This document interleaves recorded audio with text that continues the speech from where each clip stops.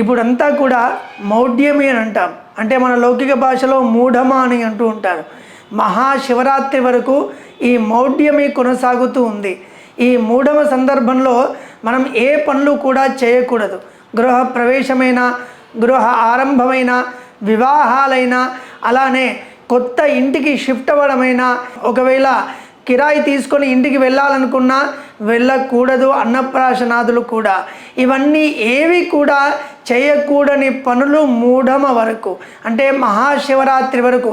చాలామంది అడుగుతూ ఉన్నారు, ఈ సమయంలో ఏం చేయొచ్చు ఏం చేయొద్దు అంటే, కొత్త పనులు ఏవి కూడా చేయకూడదు. ఇంతకుముందు చేసినవి చేస్తూ వెళ్ళొచ్చు.